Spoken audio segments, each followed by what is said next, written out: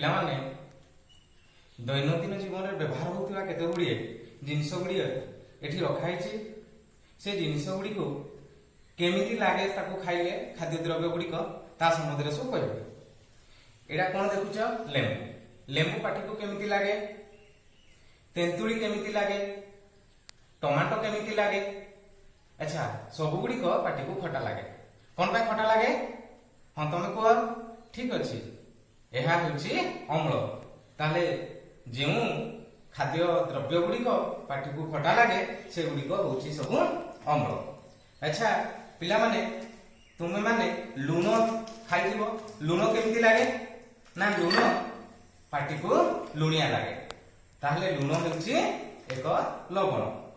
ଆଉ ଖାଇବା ସୋଡ଼ା ଜାଣିଛ? ଖାଇବା ସୋଡ଼ା ପାଟିକୁ କେମିତି ଲାଗେ? ବଜାରରେ ମିଳୁଥିବା ସୋଡ଼ା ପାଣି ପାଟିକୁ କେମିତି ଲାଗେ? ନା ସୋଡ଼ା ପାଣି ଏବଂ ଖାଇବା ସୋଡ଼ା ପାଟିକୁ ଖାରିଆ ଲାଗେ।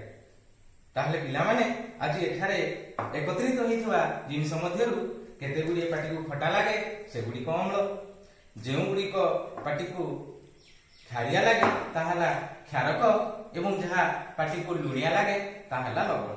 ତାହେଲେ ପିଲାମାନେ ଆଜିର ଆଲୋଚ୍ୟ ବିଷୟବସ୍ତୁ ହେଉଛି ଅମ୍ଳ, କ୍ଷାରକ ଏବଂ ଲବଣ। ଆଚ୍ଛା, ଏଠାରେ ଥିବା ଜିନିଷ ଗୁଡ଼ିକୁ ଆମେ ସବୁ ଚିହ୍ନଟି କରିବା ସେ କେଉଁଥିରେ ଆସିବ। ଏଇଟା କ'ଣ? ଟମାଟୋ। ଟମାଟୋ ପାଟିକୁ ଖଟା ଲାଗେ, ଇଏ ହେଉଛି ଅମ୍ଳ। କାହିଁକି ପାଟିକୁ ଇଏ ଖଟା ଲାଗେ? ନା ଏଠାରେ ଅଛି ଅକ୍ଜାଲିକ ଏସିଡ। এই ଅକ୍ଜାଲିକ ଏସିଡ ଥିବା ଫଳରେ ଏହା ପାଟିକୁ ଖଟା ଲାଗେ। ଲେମ୍ବୁ। ଲେମ୍ବୁ ବି ପାଟିକୁ ଖଟା ଲାଗେ ଏଇଥିଲାଗି ନା ଏଠାରେ ସାଇଟ୍ରିକ ଅମ୍ଳ ଅଛି। ସାଇଟ୍ରିକ ଅମ୍ଳ ଥିବାରୁ ଏହା ପାଟିକୁ ଖଟା ଲାଗେ।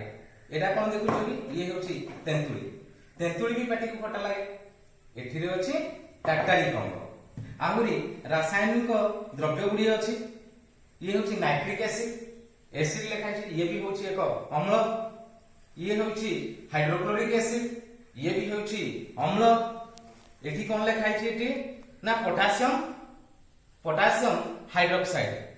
ଏହା ଲବଣ ନୁହେଁ। ଲବଣ ନୁହେଁ କି ସେ ଅମ୍ଳ ବି ନୁହେଁ। ଇଏ ହେଉଛି ଏକ କ୍ଷାରକ।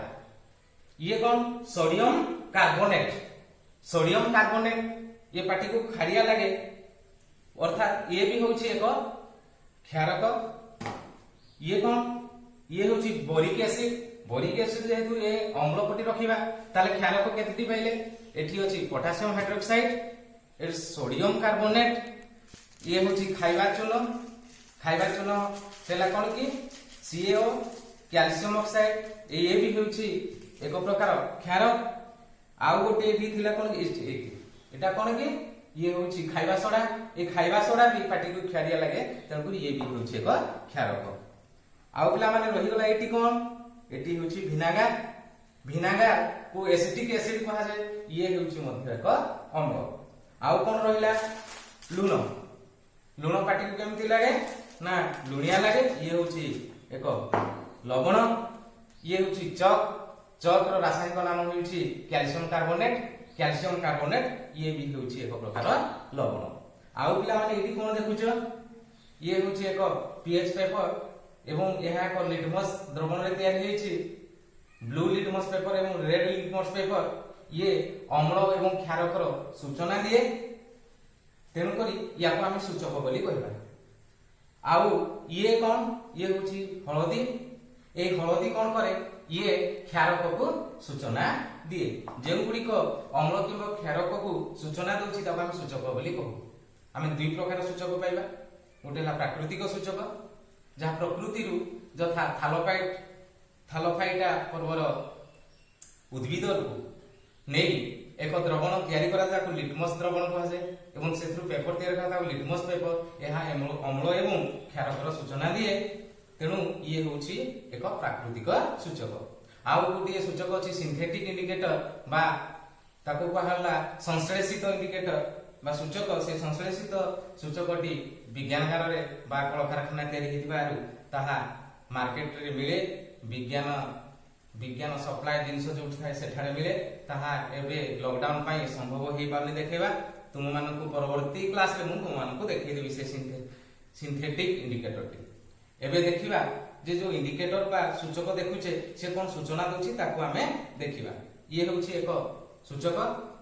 जो गुड़िक अम्ल अच्छी अम्ल थिबा जिनस गुड़िक आम ए परीक्षा करवा देख ये हूँ लेंबू लेंबू आ उपरे टिके कौन करवा ना चिपुड़ी दवा फल देख गोटे कौ रंग होची ना लाल रंग जदि लिटमस पेपर सबुज लिटमस पेपर रु लाल लिटमस रे परिणत हैला ताले ताको आमे कहबा अम्ल जेउ लिटमस पेपर जो द्रवण रे गुड़ेले ताहा जदि लाल रंग धारण करि थाए ताको आमे अम्ल रे नामित करिबा एठारे थिबा जेते गुडी द्रव्य अछि टमाटो हो लेंबू हो से तेंतुली हो से इटा कोन की नाइट्रिक एसिड हो बोरिक एसिड हो एसिटिक एसिड हो ए गुडी को पकेला मात्रे तार रंग परिवर्तन करिछु आमे चिन्हि पाइले ए गुडी को होउची सब अम्ल क्षारक गुडी को यथा खाइबा सोडा रे किछि पानी मिसेबा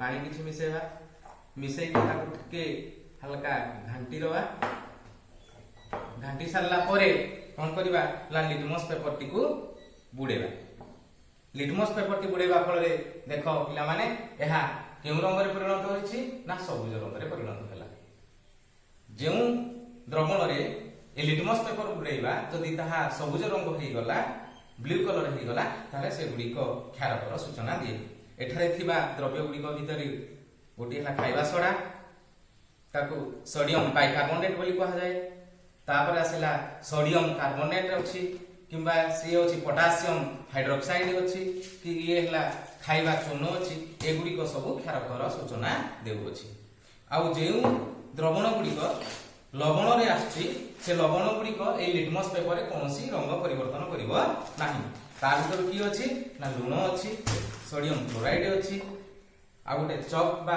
आमे कहूचे आको कैल्शियम कार्बोनेट अछि ए दुईटी भी आसुची लवण अंतर्भुक्त ताले पिला माने आज आमे कोन पढिले अम्ल क्षारक एवं लवण ता भीतरु केमिति चिन्हट करि परिबा स्वाद रे भी चिन्हटीकरण करि परिबा एवं केतक सूचक नै मध्ये आमे चिन्हटीकरण करि परिबा ताले विषयटी समस्त बुझिथिबो बोली मोर आशा तेणु करी तुम मानको धन्यवाद।